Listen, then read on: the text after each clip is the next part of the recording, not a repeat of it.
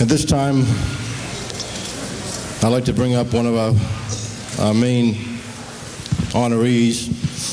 He really needs no introduction. I think we'd all agree he's done a magnificent job guiding the FBI, and in those ways that he touches on other law enforcement. Judge William Webster, the Director of the FBI.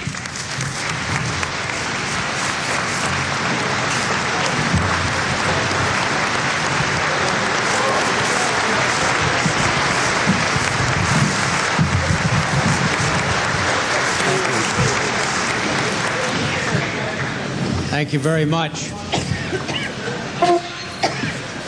I really want to thank you for giving me the opportunity to spend the afternoon with you. It's been a tremendous treat.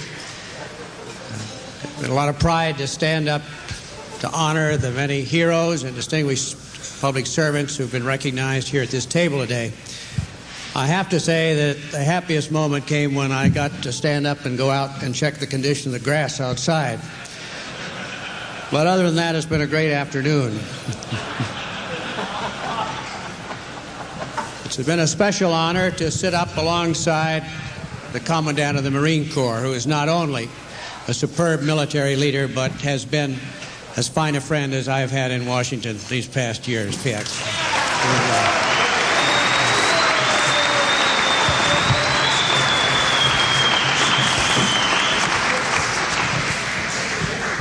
I think I probably owe you some explanation about my Navy background.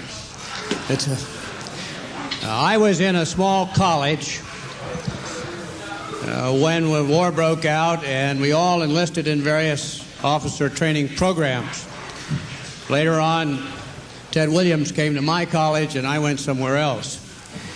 I had two roommates, both of whom enlisted in the Marine Corps Reserve. One took a machine gun shell at Okinawa. The other left part of his jaw at Iwo Jima. I was a little more cautious and not very much taken with knives, and I liked tablecloths and clean sheets, and that's why I joined the Navy. And in 5.5 years, I managed to get through it with nothing more serious than a slightly sprained ankle caused by descending a ship's ladder after an extended evening at the BOQ. Nevertheless, I'm proud of the Navy. We flew up here from New York by helicopter yesterday, or today rather, and we flew over Columbia University, where I took my midshipman training, and past the library and the parade field, where we stood prepared to pass in review. I still get a thrill when I hear that command. And I remember the days when we stood in dress blues and white gloves and fixed bayonets. And then I arrived here at Camp Smith, and I looked out on the field, and there was the FBI, Marines forever. Well,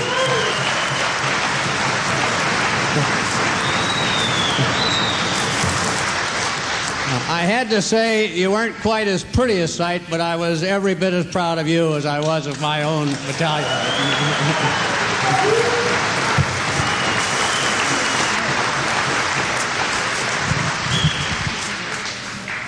The past days of this week, I've been in Canada, meeting with the new Canadian Security and Intelligence Service called CSIS. And we finished it up with a luncheon that our ambassador gave for me and members of my party. The CSIS officials were there, the head of the Royal Canadian Mounted Police, the Minister of Justice, and a number of others. And at the conclusion of the lunch, he said, "I wonder if the director would explain where he's going next. It's some kind of Marine FBI shootout."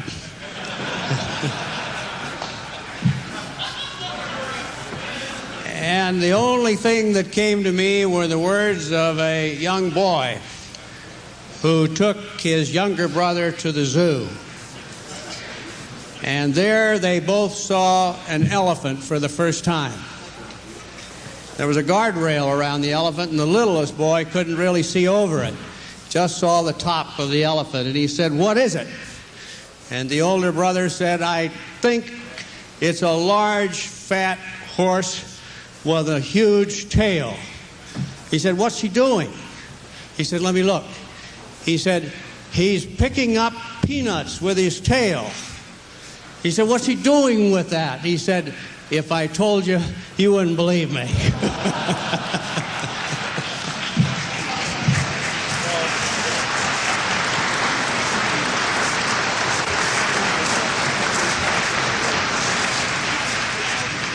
That's a little how I feel about my experience this afternoon, and I expect it's going to be difficult for a long time to come.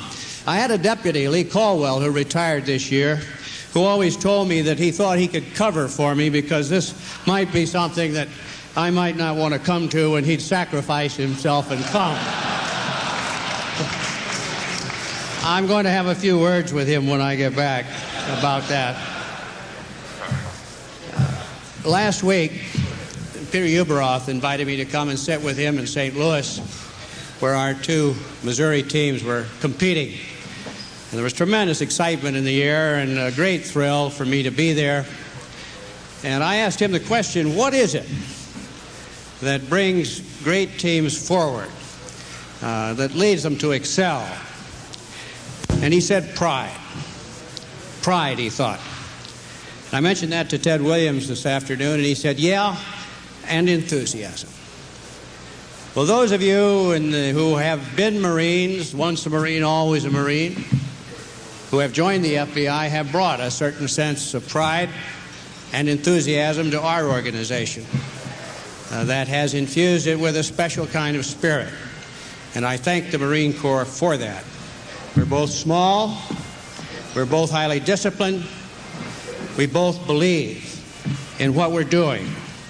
And that pride and that enthusiasm gives the American taxpayer a great deal for their invested dollar. I think I better stop because the evening's wearing long. But I think of the words of an old American ballad. It ends up with our country strong, our country's young, and its greatest songs are still unsung.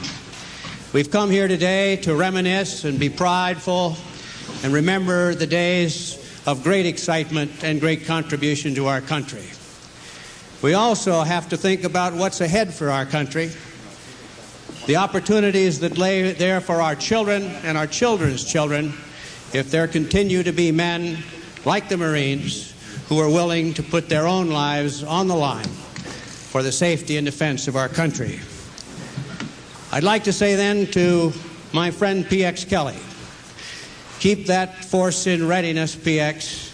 Keep them ready for the march. And I can tell you one thing, we who care will be marching with you. Thank you.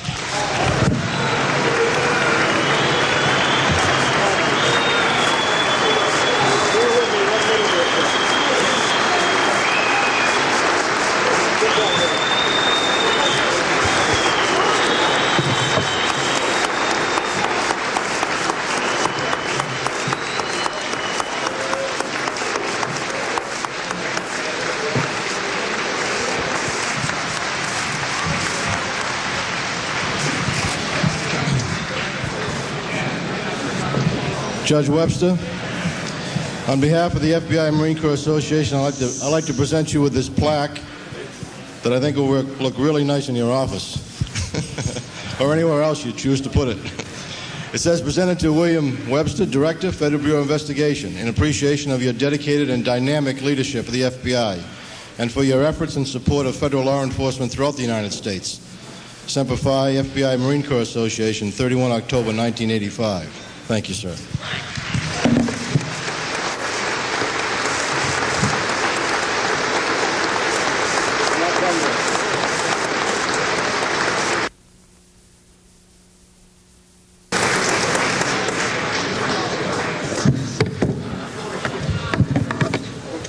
You better be, hold on to that. I'll be very careful of this here.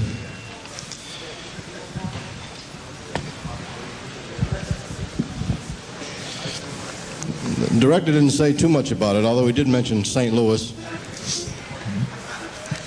a little bit.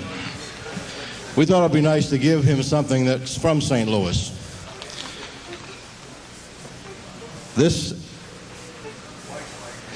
cut crystal vase is inscribed with the FBI and Marine Corps seals. The base is lighted so it comes up through there. And on the vase itself it says, presented to William H. Webster, Director, FBI, in commemoration of United States Marine Corps' 210th birthday, 1985, Semper Fi. And on the base it says, presented to William H. Webster, Director, FBI, by the FBI U.S. Marine Corps Association, Camp Smith, Peekskill, New York, October 31st, 1985. Thank you, sir. Thank you.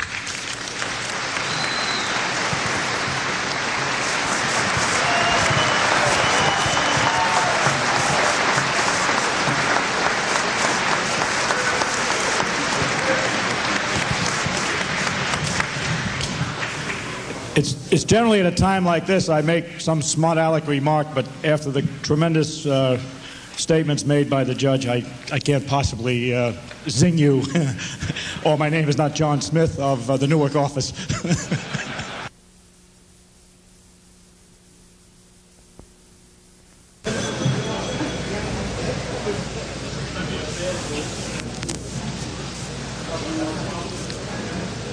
I first wanted to say to John, John, your speech about AIDS, I have to tell you, I saw Major Parrish and Major Seegers over here squirming a bit when you were talking about AIDS.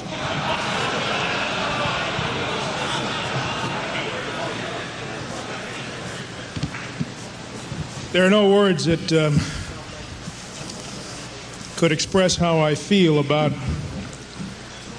the Bureau and how I feel about its leader, Bill Webster, who is, I share the opinion, Bill, who is certainly one of the closest friends that Barbara and I have in Washington,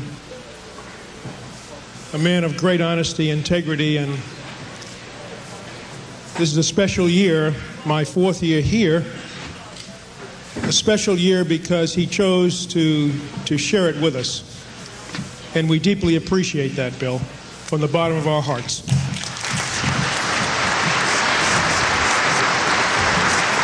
And I was intrigued when I heard about Captain Marvel. Jerry, is that true? But you know, there was another guy named Superman. I'm going to ask you all, and this is the Commandant speaking, so you've got to adhere to this order. Everyone turn and look to the back of the room. Now, and don't turn around till I tell you. In the head table, turn left. And look to the left bulkhead. Now, and don't turn until I tell you.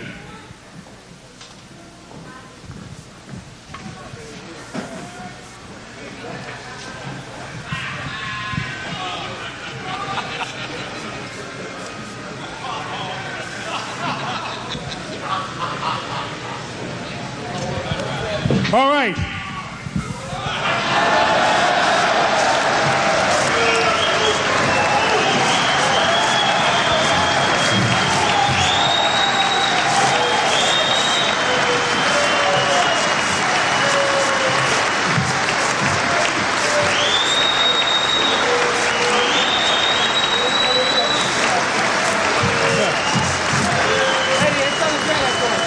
All right, you can sit down.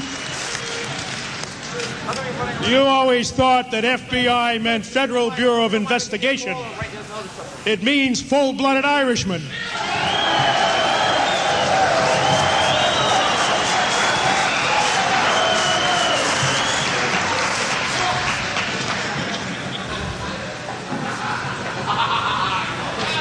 Jim told me to keep it, apply the KISS principle, keep it short, stupid.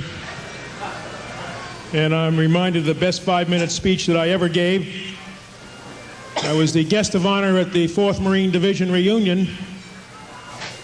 And the president of the association said, General, how long are you going to talk? I said, gee, I hadn't even thought about it. He said, could you keep it short? And I said, why? And he said, because last year we had a Marine Brigadier General whose name will go unmentioned. And he said he gave a 1.5-hour talk on the history of Marine Corps uniforms. And I said, how long would you like me to make it? He said, 5 minutes. I said, okay. So I told a 2-minute joke, paused for a moment of very serious reflection, told a 2-minute joke, hit 5 minutes, almost on the button, and the 4th Marine Division Association remembers not my name, not my subject, but they know it was the best speech they had ever heard. You know, when I watched you parade today, I know that you're teasing me. It couldn't be true. Good.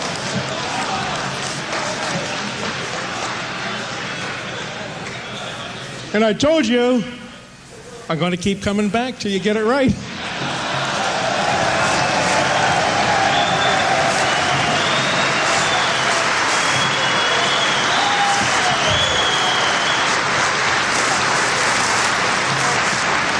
We're sitting here giving our toast to the president, and I was reminded of an incident which took place this past spring, which I thought I would share with you.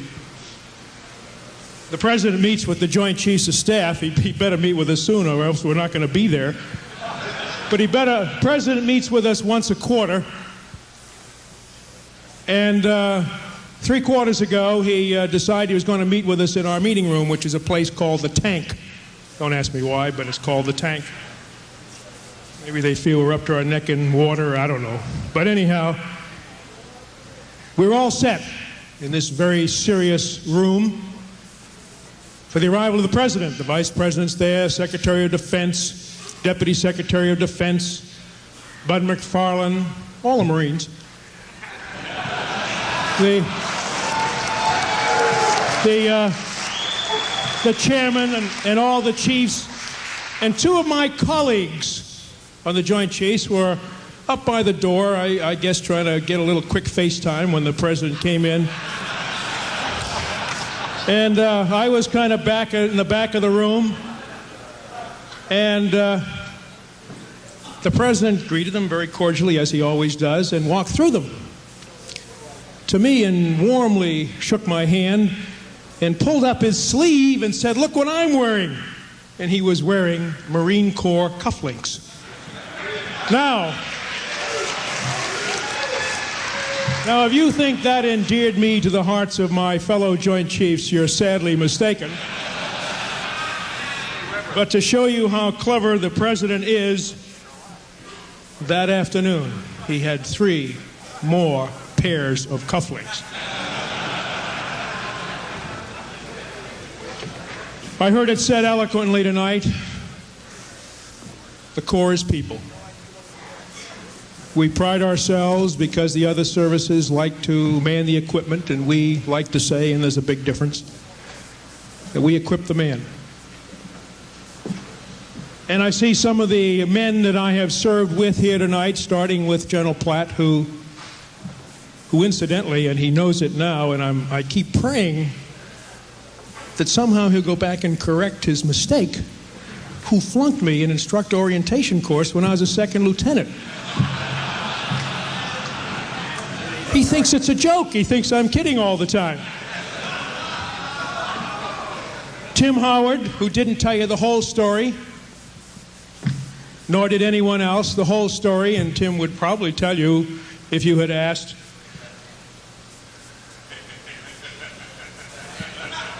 That Tim, as he literally thought he was going to die, and before the 46s, those beautiful birds came over the hill, and the Cubans were coming down the hill, Tim gave what he thought was his last gesture on this earth to the Cubans.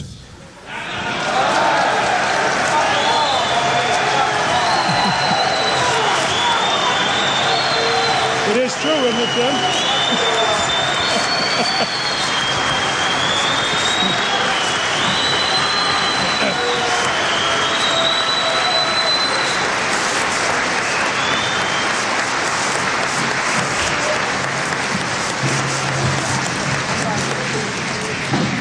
And when you say When I said, Lord, where do we get these men? Here they are right in this room, and the word tonight was mentioned, pride. And pride is what it's all about. It's the pride that that young recruit still experiences when he stands on the parade field at Paris Island or San Diego and is for the first time in his life called Marine. Pride's the same feeling that the young lieutenant today still gets at Quantico that many of you got years ago when he passes that arduous 23 weeks of probably the best professional military education in the world today. And pride is what we saw and what you see in front of you, and what I did select for the 1985 theme, the raising of the statue atop Mount Suribachi. And I used it for a very good reason. Because I hear a lot of the wimps around the world and around the country talking about the employment of military force and when it's appropriate and when it's not appropriate. Good Lord, the United States of America has been employing military as an instrument of foreign policy for as long as we have been in existence. And I think of that statue, that magnificent statue, and if you look at that picture in front of you on your placemat, you'll notice that the hands of the last man, an American Indian, Private First Class Ira Hayes, are not touching that makeshift pipe as it reaches for the pole. And that's what this is all about. That's what we're all about. For if our country's to be great, if our Corps is to be great, we must always reach out as we have always done. We must reach out beyond our grasp. And that's what Marines do. I promised Jim I would make it short, but I want to reflect on one more thing on the Iwo Jima statue. Sometimes when we see the 5 Marines and the 1 corpsman raising that flag in that symbolic gesture that gave such heart to the American people at a time when they need it, there's one other special thing that flies 24 hours a day on the U.S. Marine War Memorial, and that's the Stars and Stripes. And Eddie, if you would join me, I ask that Eddie plays for us and you all join me in singing God Bless America.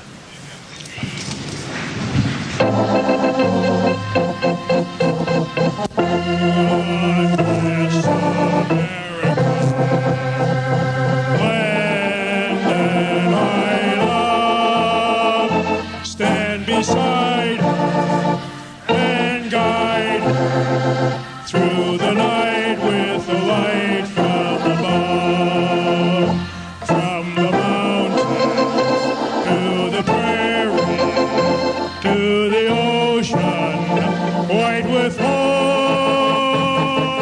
God bless America, my home sweet home. God bless America, my home sweet home. And God bless America, the United States Marine Corps, and the Federal Bureau of Investigation.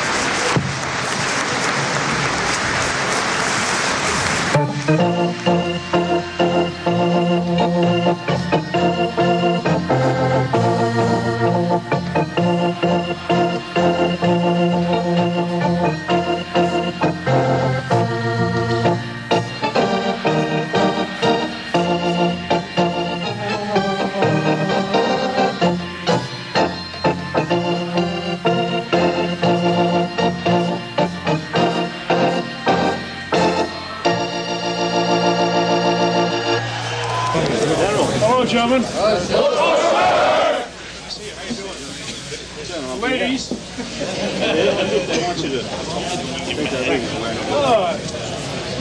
This is the second year we've been deeply honored in having you here for our little parade. I told the agents that I'm going to keep coming back till I get it right. So it looks like I'm going to be back next year.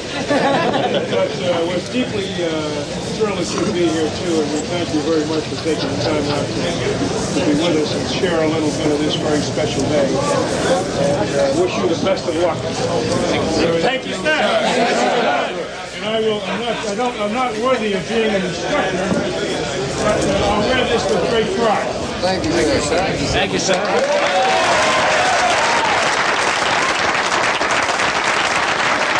First time I made this, I had a deputy who liked to come. He would tell me it wasn't worth seeing. He'd take care of it. He retired.